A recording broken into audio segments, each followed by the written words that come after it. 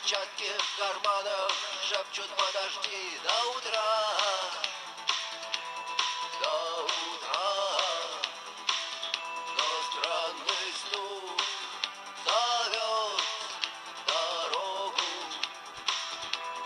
Может, сердце, может, стук в дверь.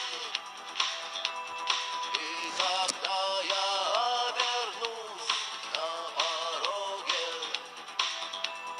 я скажу одно лишь слово: верь.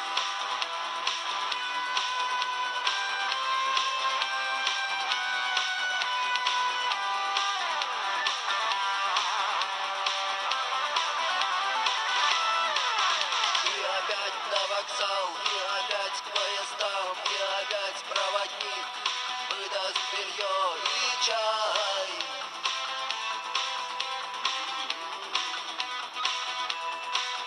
И опять не усну, и опять сквозь грохот колес мне послышится слово: